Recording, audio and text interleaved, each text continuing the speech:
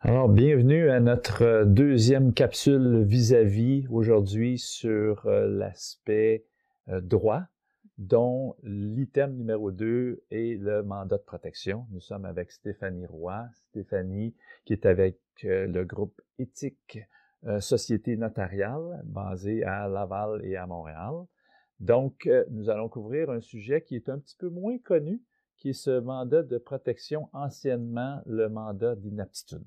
Alors, ce que je vais te demander, Stéphanie, c'est de nous dire un peu qu'est-ce que c'est ce mandat de protection, là, ça fait quoi? Parce qu'on a parlé de la procuration.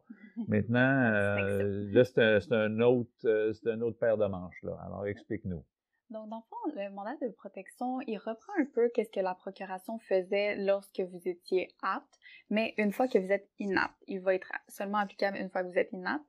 Et puis, il permet de nommer une personne qui va être encore une fois votre mandataire afin qu'elle puisse s'occuper de vous dans deux volets.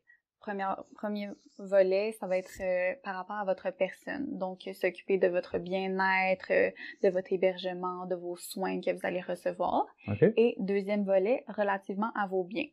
Ça reprend un petit peu la procuration ici. D'accord. Donc, s'occuper de vos placements, de tout ce qui est bancaire, votre hébergement, encore une fois, mais plutôt l'aspect entretenir la maison et tout ça. OK. Ouais. Je vois la différence. Je fais ça quand? Quand est-ce que je fais un mandat de protection? Je le fais quand je suis apte ou inapte? Dans le fond, c'est vraiment important de faire le mandat de protection lorsqu'on est encore apte. Sinon, on pourra pas le faire tout simplement. On fait ça en prévision de l'inaptitude. On peut le faire à l'avance. On peut le faire quand on a encore 20 ans. Il n'y a pas de problème. Okay. Dans le fond, c'est tout simplement pour prévenir dans le futur. Parce que c'est sûr que si on est rendu inapte, on ne pourra plus le faire et il va être trop tard pour le faire. Il va falloir procéder avec l'ouverture d'un régime de protection par la famille, donc qui est beaucoup plus complexe et beaucoup plus long comme processus. OK. Là, ce que je comprends, c'est que si je deviens inapte, oui, avec ce mandat de protection, ce que j'ai lu, il va falloir que je le fasse homologuer. Exact. Hein, pour le rendre valide. Oui. Peux-tu nous donner un peu comment ça fonctionne, cette procédure d'homologation? Oui.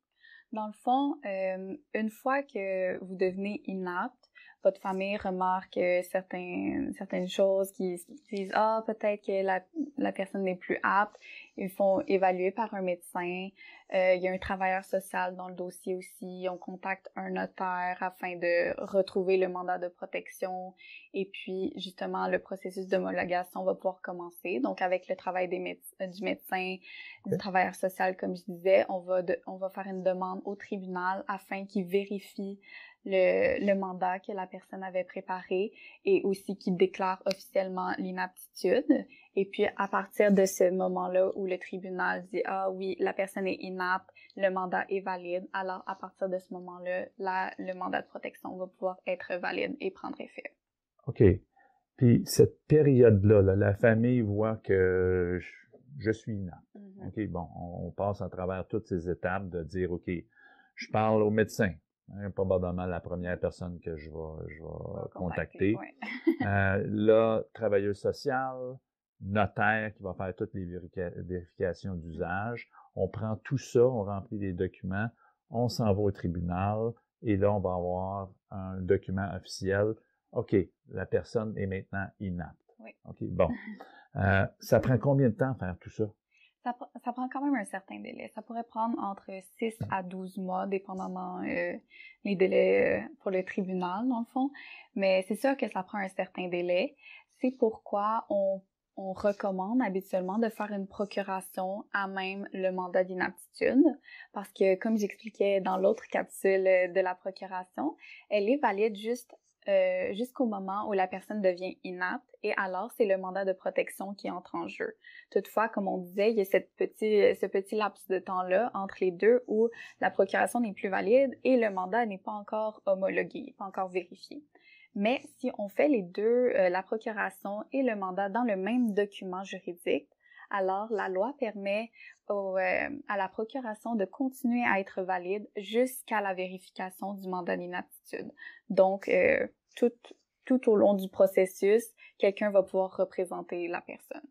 Je veux dire, cette portion-là, je pensais que je connaissais quand même bien les choses et je vois que c'est là que l'aspect notarié, notaire prend son essor parce que je le savais pas. C'est ça, parce qu'une personne pourrait faire une procuration générale et un mandat de protection, mais si on met les deux ensemble, c'est là que l'avantage se présente. Excellent. Alors, merci Stéphanie.